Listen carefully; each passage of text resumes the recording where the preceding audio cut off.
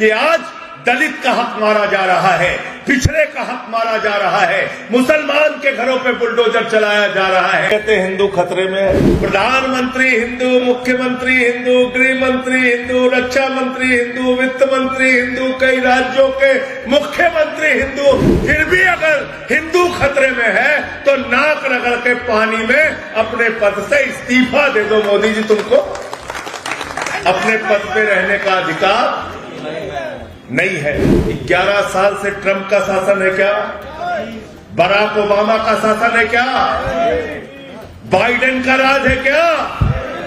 कौन है देश का प्रधानमंत्री? गृह मंत्री कौन है? उत्तर प्रदेश का मुख्यमंत्री कौन है? देश का रक्षा मंत्री कौन है? सबके सब हिंदू है और कहते हिंदू खतरे में है। मैंने कहा राम राज्य की कल्पना राष्ट्रपिता महात्मा गांधी ने की थी और उस राम राज्य में किसी भी इंसान को कोई तकलीफ नहीं होनी चाहिए, ये सपना सच हो, इसलिए हमने अयोध्या से यात्रा शुरू की। हनुमान चालीसा पढ़ रहा है चर्च के सामने बरेली में, हनुमान चालीसा पढ़ा जा रहा है चर्च के सामने। क्या हनुमान जी ने आपको ये करने के लिए कहा है? मैं आरएसएस के, बीजेपी के लोगों से कहना चाहता हूं, अपनी गुंडागर्दी बंद कीजिए।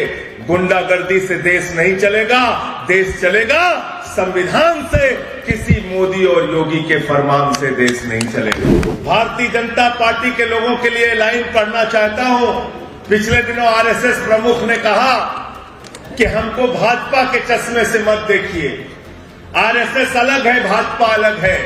मैं आरएसएस के प्रमुख से कहना चाहता हूं, क्या आपने उत्तर प्रदेश के बच्चों के स्कूल बंद किए जा रहे थे तो कभी आवाज लगाई?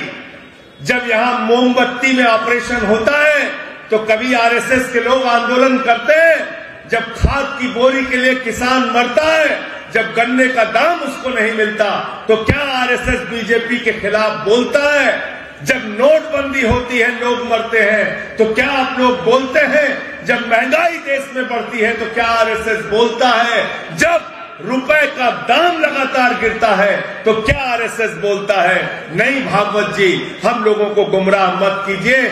आप और बीजेपी दोनों एक सिक्के के दो पहलू हो, इसलिए लड़ाई आप दोनों से मिलकर इस देश के लोगों को लड़नी है कि मुसलसल दुश्मने जा की निगहबानी में रहना है। मुसलसल दुश्मने जा की निगहबानी में रहना है और जहां घड़ियाल रहते हैं उसी पानी में रहना है। मीडिया वालों ने कहा रामपुर से यात्रा क्यों शुरू की? मैंने कहा रामपुर से यात्रा इसलिए शुरू की कि नरेंद्र मोदी और चुनाव आयोग ने पहली एसआईआर के अंदर अगर की तो रामपुर में की, नूरजहां के खिलाफ की, 80 साल की बुजुर्ग महिला के खिलाफ की, इसलिए की कि मुसलमान आतंकित हो जाए, अपना वोट न बनवाए। और हम इसलिए निकले हैं कि ना मुसलमानों को, ना दलितों को, ना पिछड़ों को, किसी को भी डरने की जरूरत नहीं है। वोट हमारा अधिकार है और हम इस पर किसी को चोरी नहीं करने देंगे। और मैं तो बार बार कहता हूं, हमने साइकिल चोर सुना था, स्कूटर चोर सुना था, गहना चोर सुना था, लॉकेट चोर सुना था, कार चोर सुना था, बाइक चोर सुना था, यहां तक कि पर्स चोर सुना था। नरेंद्र मोदी देश के अंदर वोट चोर निकल गए, वोट चोर। इसलिए हम लोग ये पदयात्रा लेके निकले। कितने वोट की चोरी कर रहे हैं उत्तर प्रदेश में? कितने वोट की? जोर से बोलिए। दिल्ली की आबादी कितनी है? पंजाब की आबादी कितनी है? तीन। दुनिया के कई देशों की आबादी जितनी नहीं है, उससे ज्यादा वोट उत्तर प्रदेश में बाबा जी काटने जा रहे हैं। कितना वोट काटने जा रहे हैं? अमित शाह क्या कहते हैं? कहते हैं एक भी घुसपैठिया हम नहीं छोड़ेंगे। मोदी जी कहते हैं कोई घुसपैठिया यहां पर अपना वोट बनवा के नहीं रह सकता, सारे के सारे घुसपैठियों का हम वोट काटेंगे। मैं मोदी जी आपसे इस मंच के माध्यम से पूछना चाहता हूं, वो 80 साल की बुजुर्ग महिला, वो रामपुर में रहने वाली नूरजहां, क्या वो घुसपैठिया है? क्या वो बांग्लादेशी है? रास्ते में मुझे कोई पटेल मिला, कोई यादव मिला, कोई दलित मिला, जिसने बताया कि हमारा वोट काटा जा रहा है, हमारा वोट नहीं बन रहा है, तो क्या वो घुसपैठियां हैं? क्या उत्तर प्रदेश में 4 करोड़ घुसपैठियां हैं? क्या बिहार में 80 लाख घुसपैठियां थे? अगर उत्तर प्रदेश में 4 करोड़ घुसपैठियां हैं, तो किस बात के मोदी जी तुम प्रधानमंत्री हो? किस बात के गृह मंत्री अमित शाह हो? पहले अपने पद से इस्तीफा दो, तुमको अपने पद पे रहने का अधिकार नहीं है। तो जब मोदी जी ने कहा 4 करोड़ लोगों का वोट उत्तर प्रदेश में हम काटेंगे, तो बाबा जी ने 4 हाथ और आगे बढ़ के बोला, कहने लगे सबके लिए हम डिटेंशन सेंटर बनाएंगे। तो प्रशांत यादव बता रहे थे कि हमारा वोट भी भैया कट गया है, हमको भी रहना पड़ेगा। हमने कहा रहना पड़ेगा, रहना पड़ेगा, यादव को भी रहना पड़ेगा, और पासी को भी रहना पड़ेगा, और कुर्मी को भी रहना पड़ेगा, और मुसलमान को भी रहना पड़ेगा, और दलित को भी रहना पड़ेगा, पिछड़ा को भी रहना पड़ेगा। जिसका जिसका वोट कटेगा उसको सब डिटेंशन सेंटर में रहना पड़ेगा। और अगर हम लोगों का काट दिया तो ठाकुर ब्राह्मण उनको भी रहना पड़ेगा, रहना पड़ेगा, क्योंकि मोदी जी ने कहा है कि हम घुसपैठियों का वोट काट रहे हैं, तो हम लोग वहां पर रहेंगे। उस देश का नाम क्या होगा? क्या नाम होगा? तो उत्तर प्रदेश में घुसपैठिया देश बनाया जाएगा। जो कनाडा से बड़ा देश होगा, जो पंजाब से बड़ा देश होगा, जो दिल्ली से बड़ा देश होगा, वही उत्तर प्रदेश में बनाया जाएगा। उसका नाम होगा घुसपैठिया देश। लेकिन घुसपैठियों का कानून मालूम है? उनको फ्री में खाना देना पड़ेगा, फ्री में बिजली देना पड़ेगा, फ्री में पानी देना पड़ेगा, फ्री में शिक्षा देना पड़ेगा।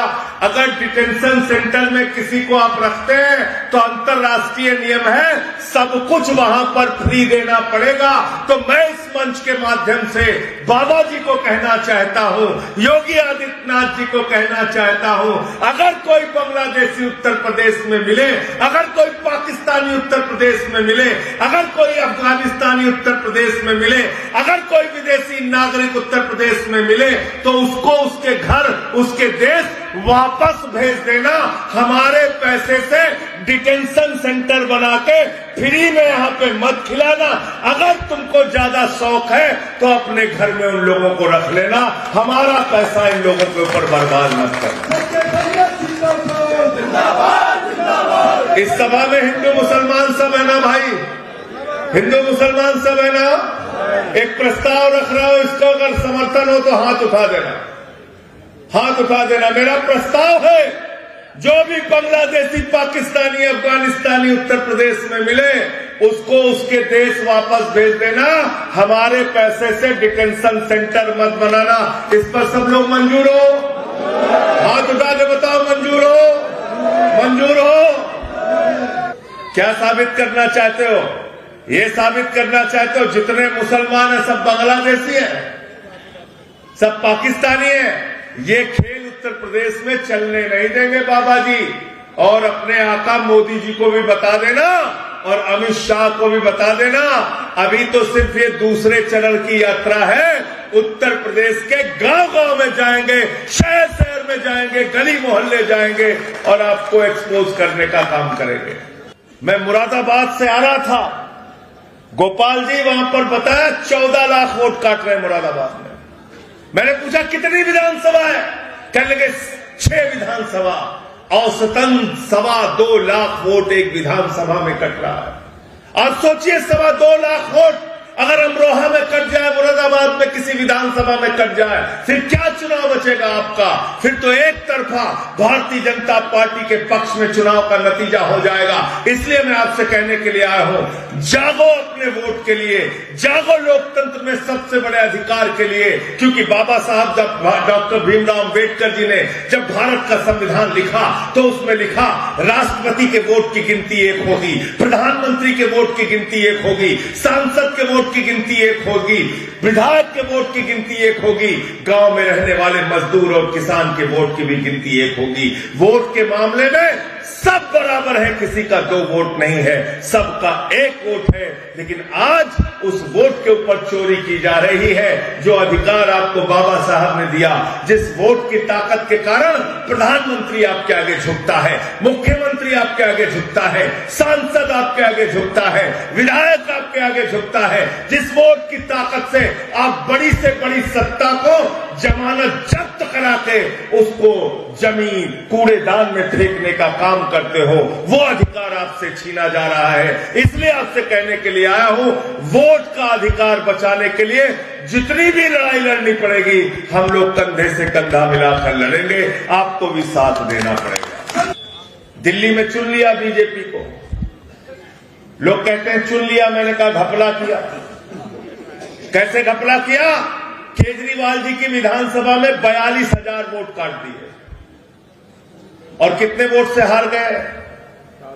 4,000 वोट से। तो ये बेईमानी की जीत है कि ईमानदारी की जीत है? बताओ। बेईमानी की। बेईमानी से जीती ना बीजेपी। 6-7 हजार 10,000 वोट इनके क्षेत्र में कटा, सौरभ जी के क्षेत्र में। ऐसे ही सभी विधानसभाओं में वोट कटवाया वहां पे, और हमारा कोई विधायक 2,000 से, कोई 3,000 से, कोई 4,000 से हार गया। अभी बिहार में जिस विधानसभा में 60,000 70,000 वोट कटे, वहां 5,000 7,000 वोट से बीजेपी जीत गई। ये बात किसी को समझ में नहीं आ रही।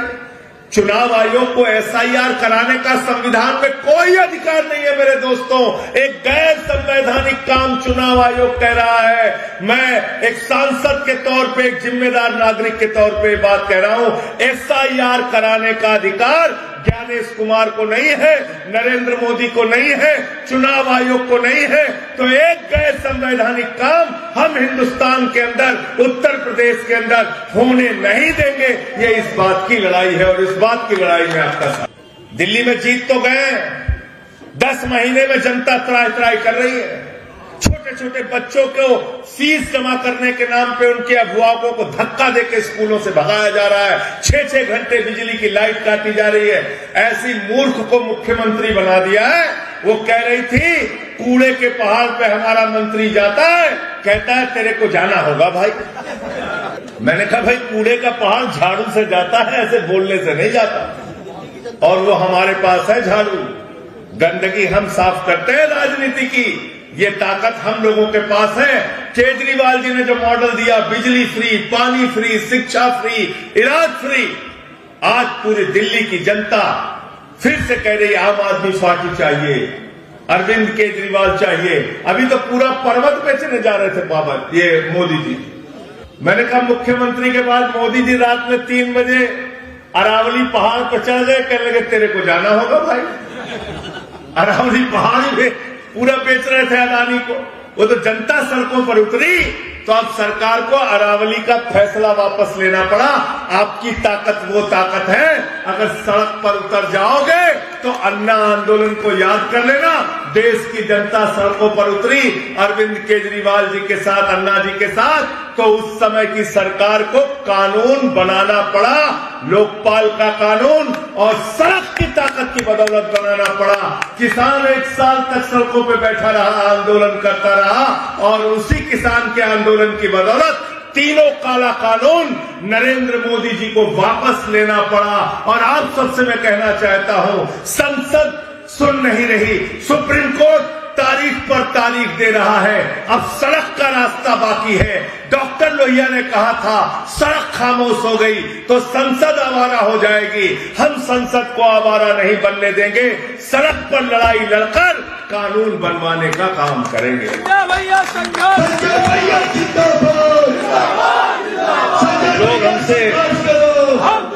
लोग हमसे कह रहे थे इस ठंडी में 4 डिग्री सेंटीग्रेड में, 4 डिग्री सेल्सियस में आप क्यों निकले हुए हैं पदयात्रा करने के लिए? 4 डिग्री 5 डिग्री सेल्सियस टेम्परेचर, इतनी कड़कती ठंड, क्यों निकले हुए हैं? तो मैंने उनको जवाब दिया कि सत्ता की गर्मी निकालना है तो ठंड में सड़कों पर निकलना पड़ेगा। आम आदमी पार्टी से लोग परेशान हैं। तो पहला मुद्दा है वोट बचाओ और दूसरा मुद्दा है संविधान बचाओ। ये संविधान बचाओ हम क्यों कहते हैं? संविधान बचाओ इसलिए कहते हैं कि आज दलित का हक मारा जा रहा है, पिछड़े का हक मारा जा रहा है, मुसलमान के घरों पे बुलडोजर चलाया जा रहा है, उनकी दुकान पे बुलडोजर चलाया जा रहा है। जब हम ये कहते हैं कि हम संविधान बचाने की लड़ाई लड़ने के लिए निकले हैं, तो याद रखना पासी समाज के बुजुर्ग को पेशाब चटवाने का काम मंदिर की सीढ़ियों पे किया गया। याद रखना एक दलित को घोड़ी पर चढ़ने के कारण मारा गया और पीटा गया। एक सीआरपीएफ के जवान को बुलंदशहर में अपनी शादी में घोड़ी पर नहीं चढ़ने दिया गया।